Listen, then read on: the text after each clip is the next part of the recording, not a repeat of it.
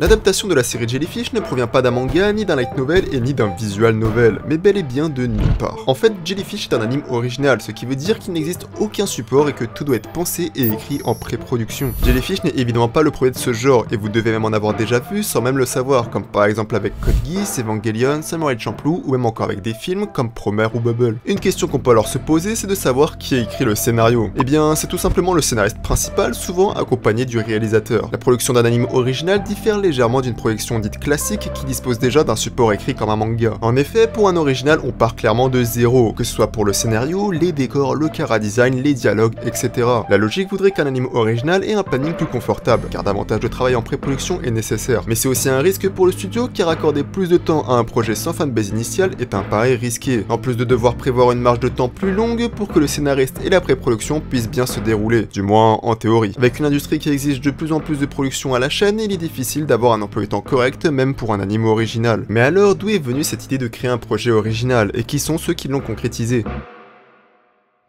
Tout a commencé lors d'une discussion entre le réalisateur Ryuhei Takeshita, le producteur de chez King Records Renta Suzuki et le studio Dogakobo, que vous connaissez sûrement grâce aux adaptations telles que Plastic Memories, Yuru Yuri, Shikimori, New Games ou encore récemment Oshinoko. Ryuhei Takeshita n'est pas nouveau dans l'industrie, il a même déjà travaillé avec le studio à plusieurs reprises, dont en 2016 sur New Game, en tant qu'assistant réalisateur pour la première fois. Mais ce qui va nous intéresser ici, enfin un peu, c'est l'année d'après, où sortait sa première réalisation, Hero Manga Sensei.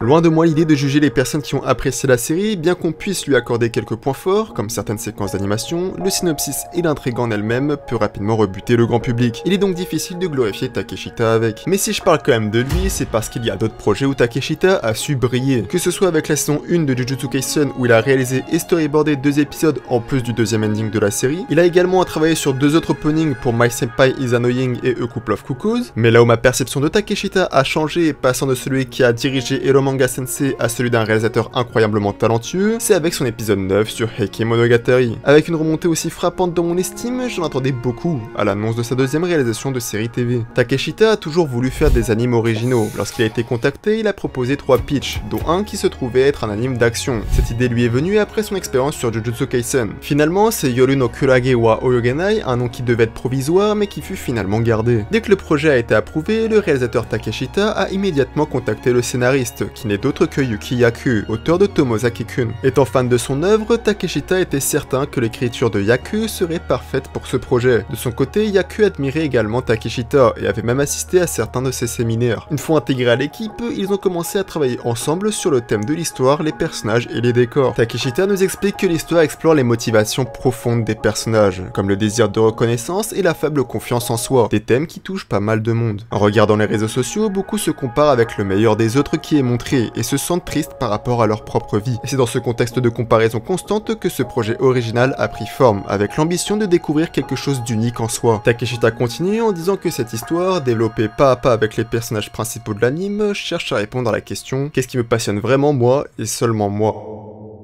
Et en parlant de personnages, ça me fait une parfaite transition pour mentionner plusieurs membres clés du personnel que Takeshita a soigneusement sélectionné. En commençant par Popman, un excellent illustrateur que Takeshita est venu contacter en 2021, durant son exposition d'art à Tokyo. Il lui a proposé de réaliser ce qu'on appelle les drafts CD, car je le rappelle qu'il n'existe aucun support et qu'on doit alors créer les designs des personnages de zéro. Puis vient ensuite Junichiro Taniguchi, le chara-designer, accompagné de 2 autres sub-chara-designers, qui vont venir adapter les drafts en design fait pour l'anime. Takeshita qualifie Taniguchi comme quelqu'un de très travailleur, fiable et qui peut absolument tout dessiner. Étant actif depuis plus de 20 ans dans l'industrie et que vous connaissez peut-être grâce à la série Madoka Magica, où il fut superviseur en chef des designs sur la première série avant de récupérer lui-même le rôle de chara-designer sur la suite. Ou bien vous le connaissez peut-être avec cette séquence tirée du 16e épisode de Shirobako. Mais pour en revenir au design, on peut remarquer que le Yaiba de Kiwi ne figurait pas dans la version originale du design, mais qu'il a été rajouté ensuite car il correspondait plus à sa personnalité. Au niveau des décors, c'est le très grand Yuji Kaneko avec son studio Aoshashin qui vient peindre traditionnellement ses décors. Kaneko est connu pour son art que vous avez sûrement déjà vu dans Tengoku Daimakyo ou Samaran King ou encore le film José. Yuki Yaku et Takeshita avaient plusieurs idées de lieux, comme le quartier très populaire et chic de Shimokitazawa, dont la popularité a grimpé depuis Bocchi the Rock. Heureusement, Takeshita a finalement choisi le parc Miyashita à Shibuya, car celui regorge d'activités créatives et il dit que c'est un lieu sain pour les créateurs de TikTok et YouTube. Côté animation, la production a la chance d'avoir 3 très bons animateurs réguliers, mais ici celui qui va nous intéresser le plus plus, c'est Shinosuke Ota, qui est devenu l'un des collaborateurs les plus fiables de Takeshita. Non seulement il a animé sans cut dans le premier épisode, mais il a également aidé Takeshita en lui donnant des conseils et des critiques lorsqu'il réalisait les vidéos teaser des personnages en version live. Car oui, pour la promotion de l'anime, des vidéos en format live ont été faites pour le cast principal. En plus d'avoir des réguliers sur la production, certains animateurs in-house du studio viennent aider la production, avec certains qui sont débutants mais qui ont pourtant été reconnus par le réalisateur Takeshita et les main animateurs du projet, comme Ota ou Nakao. On a par exemple Honoka Sato, une animatrice récente mais qui s'impose dans certaines séquences de danse car c'est un domaine où elle excelle. La production a une force, c'est le réalisateur lui-même. Beaucoup de mises en scène sont excellentes et apportent au récit. En début de vidéo, je vous ai parlé des openings qu'il a réalisés. Et un des aspects qui revient très souvent est cette utilisation de la POV smartphone. Mais cette fois-ci, dans l'opening de Jellyfish qu'il réalise aussi, il ne l'utilise pas directement, mais on y retrouve le concept avec des effets rafales. Mais bon, la POV smartphone sera quand même présente dans l'épisode 1 et dans le dernier.